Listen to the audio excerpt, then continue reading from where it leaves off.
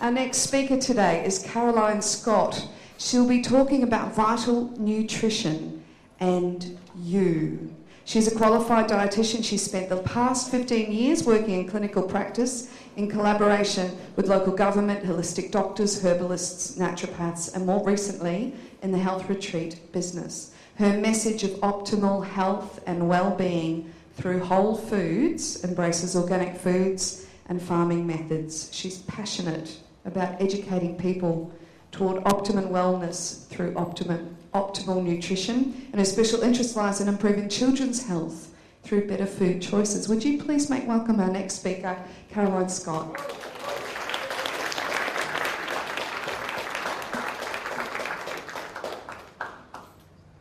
Hello. I hope no one minds my getting on stage. You know, there's always that show pony that has to show off on the stage. But seriously, I was sitting about in the middle there, and I actually couldn't. I know I'm short. I even brought my heels, thinking that that would promote the height. But I couldn't see anyone except for that really tall cowman wherever he's got Tony. I could kind of see his head, and I thought, oh, this is useful. How about I stand on the stage? So I'll try really hard not to stand and create a shadow, or we'll have to play games. So welcome, everybody. You've been welcomed 100 times, so I won't waste time there. I'm really honoured to be on this stage following some of the eminent speakers that we've been listening to already this afternoon. Weren't they amazing? Yeah. Every time I go to a talk, I find that there's always one little gem of information that really made the journey worthwhile. You know that really frustrating car journey when I was just on the M1 and I was late here this morning because someone had blown a tyre? And they did it in the breakdown section where there was no hard shoulder, so it was really frustrating, 2 lines of traffic. It's now a car park, not the M1. So I have raced in here feeling a little bit out of breath, but this afternoon's speakers just made it all really so worthwhile. So I'm going to follow on, hopefully in the same vein. And just before I start, I need to honour every single parent. Can you raise your hand, please? Every parent in the room. For raising, thank you so much, the most beautiful children. The information you're about to hear probably for you is not new. I'm hoping I might perhaps broaden some of the information that you already have, but I doubt I'm bringing anything new to your repertoire. Perhaps we'll just make it more entertaining. I want to take you back in time. When I was 7 years old, I grew up, yes, I know I'm trying to hide it, but it's kind of a bit hard, in the UK with my parents. And my dad was one of those guys who spent an awful lot of time in the garden. We were really lucky we had a back garden. A lot of people in England didn't really have much space outside their houses. You call it a backyard, we called it a back garden. And I'd spend so much time out there with my dad in the evenings, weekends, school holidays, whatever it was, because we pretty much grew most of the food that we ate. We had fruit trees there. We had a rhubarb patch where the leaves were almost as big as I was at 7 years old. We had herbs. We had tomatoes and salad veggies and runner beans. My God, you should have seen the massive structure that Dad used to like to create every year with the runner beans, and potatoes and Brussels sprouts. I mean, the whole thing was just, and Brussels sprouts for the Christmas. Never mind that wretched old carp. You can keep your carp business, I'm telling you. But Brussels sprouts for me really did it. That was it. They're one of my favourite foods. And that was always, we'd pick those Christmas morning out of the garden. So I grew up in this whole kind of feeling that everyone in the world was in their gardens most weekends. You know when you're 7 and you think that because you do it, the whole world does it? Well, that's kind of the way I grew up. I was also brought up Catholic. Sheesh, that was a bit of a surprise when I grew up, let me tell you, and left home. Wow, they're all a little bit persecuted. So having grown up in that arena, shall we say, I'm going to fast forward, and I'm not going to tell you how many years, that's a little bit scary. But 15 years ago, I was standing, it was a hot summer's day, and I was on the concrete in this playground in an area in Sydney called St Mary's. Now, does anyone know the Penrith area? Yeah. I'm not insulting anyone, I'm not trying to, but the richest people in the world do not live at St Mary's. Would that be fair? They don't, do they? No. Okay, so here I am standing in this playground, and there's this sea of eager little faces in front of me. It was absolutely beautiful. They were all, 7, 8, 9, however old the little primary school children are. Absolutely beautiful. What I learned that day from that experience, and I was working with the Penrith City Council at the time, what I learned was that there is a generational gap for our young Australians in the understanding of where real food comes from. That was 15 years ago, and sadly I don't actually see any improvements at the moment. There I was, in front of these children. I'd drawn the short straw in this research project because I was the one who was meant to bring the education to the children, not the fun stuff, growing it, but the actual education. So part of a project that Penrith City Council were up to, and this was trying to work out the food that the children in this area ate, and not only that, but also trying to encourage them to eat more fresh fruit and vegetables on a daily basis. So we'd already done the fun stuff. We'd grown the fruit and veg. We'd done that in all the schools in that area, and that was great fun. You've all seen those kind of school programs, and it was brilliant. I mean, they're ahead of their time. This is 15 years ago before the others started rolling their stuff out. So then I had to stand there and try and educate these children and get have an understanding of where their basic knowledge was, and that's what really floored me. Because here I was on one hand holding up basic foodstuffs that they had no idea the origin of. And I'm talking basic eggs, milk, just potatoes, ordinary vegetables that we'd be able to identify easily. They couldn't. And these children were by no means unintelligent. Beautiful, eager little children. It was that they had no understanding because they'd not been told, they'd not been taught, and they'd not been shown. So they could very accurately identify the cupboard and the fridge and even the supermarket that their parents went to buy their food. But they couldn't actually work out, and they didn't know because they hadn't been shown, that milk comes from a cow. Isn't that interesting? Their answers that day led me, over the years, to standing here on this platform before you today. I've kind of made it my work, if you like, to try to educate people so that they have an understanding. And we might ask ourselves, why the hell is that important? Who cares? While they can always go down the road to the supermarket, who cares if they know where food comes from?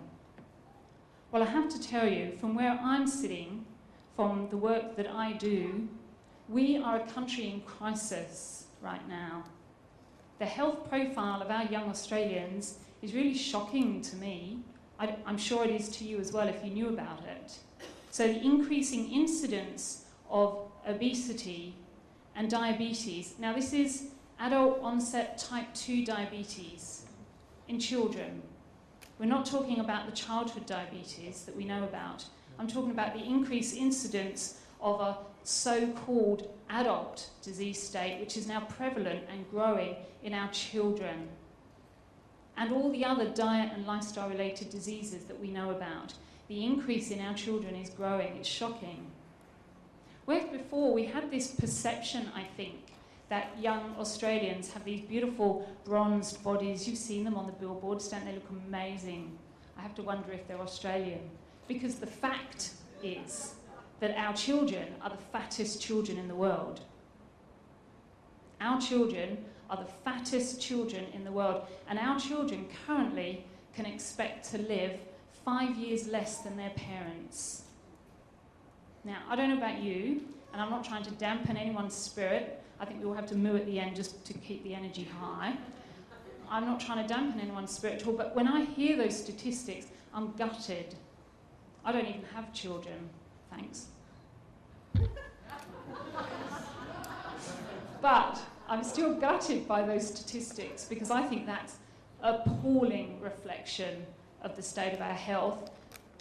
So I encourage everyone to have a better understanding of where their food comes from. I truly believe, with all the research and with all the study that I've done over the years, that we can only reflect good health when we have a better understanding of what goes in the body to start with. So we have to start eating and start educating our children about real food. So let's have a little think about that. Where does real food come from? So we all know, and I'm preaching to people here who already have this understanding, we know that food comes from out there. Yeah? It was something that was growing in the soil.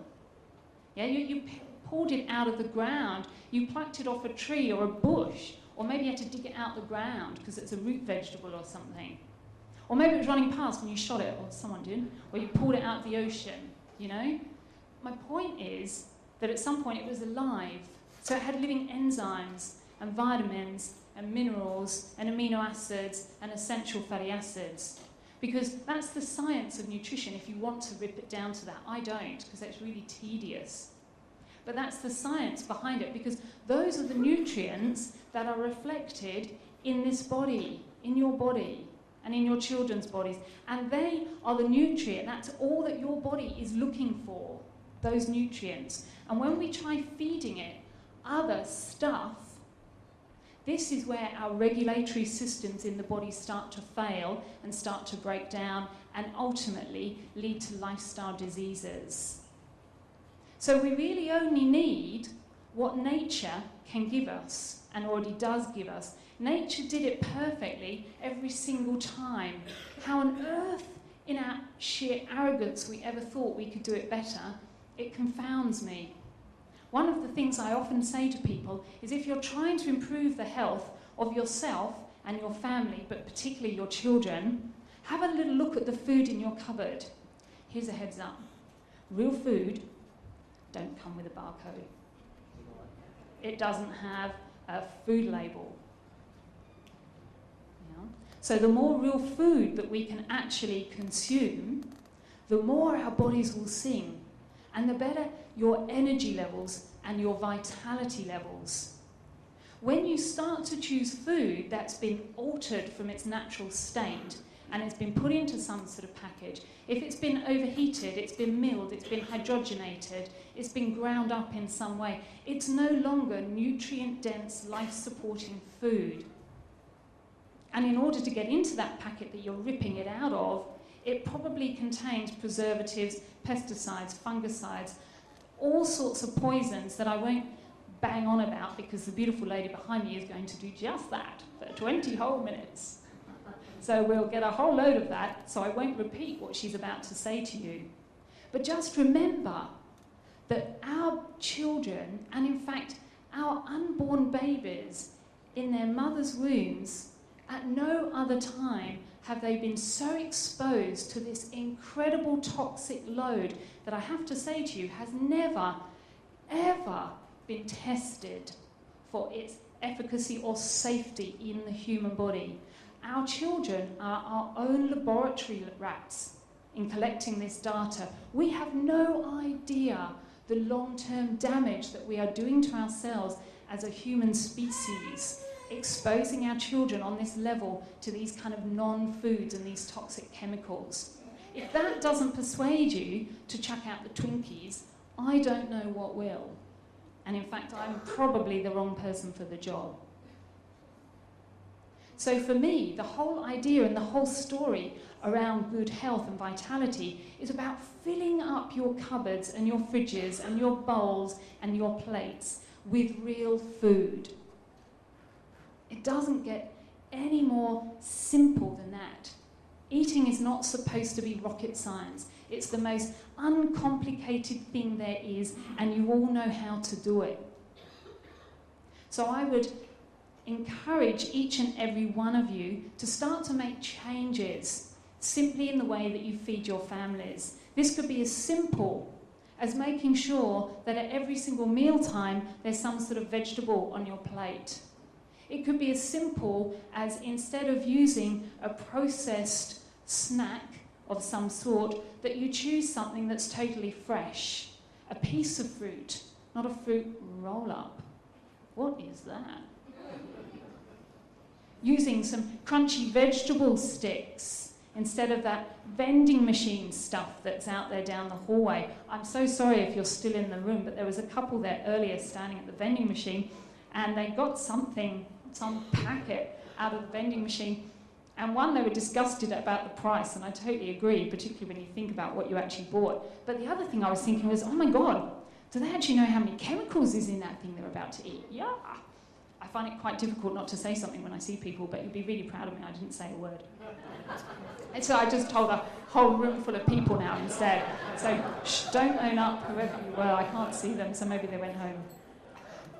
The end of my message, really, is just to inspire people to really consider what are they doing next time they reach for food. Are we always going to be like those beautiful children in the playground 15 years ago that had absolutely every hope for a fabulous future, but no understanding of how to support that? Or are we going to make changes today, this afternoon, tonight? And is your dinner plate going to reflect that our body needs live, vibrant food to feel energetic and vibrant and lively and buzzing with health? It's really as simple as that. With every forkful you take, with every mouthful that you take, you can choose vibrant, beautiful health or the alternative. The choice is always yours. Thank you very much.